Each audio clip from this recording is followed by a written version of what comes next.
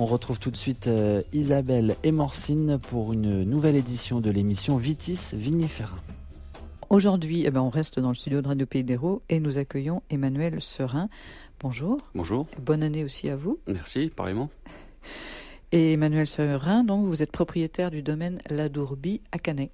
Domaine de La Dourbie à Canet, oui, depuis 2003. Souvent, on a l'habitude avec Morcine de demander à nos invités tout d'abord comment ils sont arrivés à travailler la vigne et le vin. Donc je ne sais pas si c'est votre famille qui était propriétaire de ce domaine avant. Comment vous êtes tombé là-dedans ? Non, nous n'étions pas propriétaires avant 2003, donc c'est un retour aux sources un petit peu qui s'est opéré puisque mon père est originaire du Pouget. Et donc, il est parti avec ses parents en Lorraine il y a une 50aine d'années. Et il voulait un petit peu revenir à ses bases. Et c'était mon souhait également, ainsi qu'avec mon frère, Nicolas. Et nous avons trouvé ce domaine qui était à la vente. Et c'est un investissement qu'on a fait, un retour aux sources de mon père. Et puis nous, un aller simple vers la vigne et une envie de travailler la terre, de sortir un peu des sentiers battus. On était dans le commerce, dans les affaires et voilà, on a eu envie de faire notre propre production. Au départ, c'était pas forcément le vin, c'était vraiment créer quelque chose de nos propres mains, si vous voulez. Le vin est venu à couler de source. Parce qu'au départ, en fait, vous n'étiez pas dans le milieu de la vigne, en fait. Non, au départ, je viens de le dire, on était dans les affaires. Moi, j'étais aux États-Unis à l'époque. Mon frère était au Canada, aux États-Unis un petit peu aussi. C'était une envie de se rassembler, se retrouver, en même temps que mon père retrouvait ses sources. Et donc, le vin, la vigne a été fédérateur, on va dire. On s'est mis d'accord là-dessus. Et voilà, on est arrivé de but en blanc. Ça a été assez rapide, discussion début 2003 et arrivé dans la vigne. Vous avez acheté le domaine en 2003 donc ? 2003, arrivé dans la vigne en avril 2003. Donc tout à faire. C'était un domaine qui était en bon état, mais où il y avait pas mal d'investissements à faire pour la vinification, la cuverie, le froid, enfin tout le matériel qu'il faut pour vinifier. Et donc c'était une course contre la montre parce qu'il fallait vinifier dès août. Et ça a pris 3 ou 4 mois et c'était un challenge assez intéressant et excitant en tout cas. Et comment vous avez fait pour apprendre à travailler la vigne et le vin justement, puisque vous, vendre du vin, ça, j'imagine, ça vous pose pas de problème puisque vous étiez dans le commerce, dans les affaires. Enfin ça vous pose pas de problème, c'est en tout cas un savoir-faire que vous possédiez, le commerce. Mais le travail de la vigne et la vinification, ça c'est autre chose.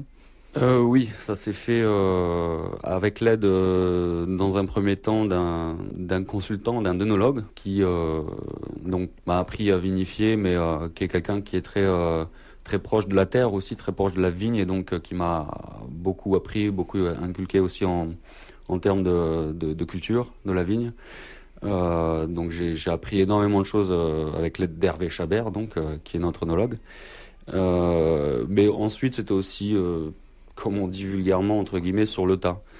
C'est une passion qui est venue. C'était pas une passion à la base, mais c'est une passion qui m'est venue comme ça, petit à petit, en le faisant, en montant sur le tracteur, en allant tailler la vigne, en faisant du vin. Et je me suis pris au jeu, et c'est ensuite vraiment sur le tas, petit à petit, que j'ai appris à cultiver la vigne, à faire le vin, à me perfectionner d'année en année, même si, on connaît jamais tout à 100%, surtout dans ce milieu-là. On apprend tous les ans. Et quand vous êtes arrivé, en fait, ça n'a pas été laborieux, justement, de se retrouver face à la vigne, justement, dans la mesure où c'était pas du tout ton métier d'origine. Tu arrives dans un endroit, effectivement, il y a l'œnologue qui est là.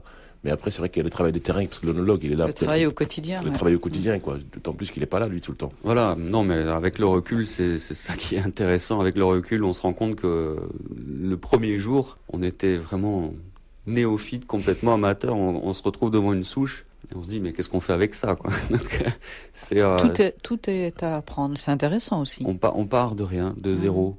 Je parle pas financièrement, mais je parle en termes de connaissances, en termes de pratique. 6 ans après ou 7 ans après, c'est ça qui est formidable. On se dit, on a appris quelque chose, on a énormément appris sur la terre, sur le travail manuel, sur le travail du vigneron, du vinificateur, qui sont en plus des tâches que nous répétons depuis des centaines et des centaines d'années, le vin, hein, comme la ferronnerie, comme d'autres métiers comme ça. Et c'est ça qui est formidable à la base. Même si qu'on fasse un bon vin, plus ou moins bon vin, peu importe, au moins on a appris quelque chose d'héréditaire, qui se en France, qui se transmet de génération en génération, de père en fils. Mes grands-parents étaient viticulteurs à la base aussi, quand même, donc j'ai quand même un petit Vous aviez un petit dans passé. la famille quand même.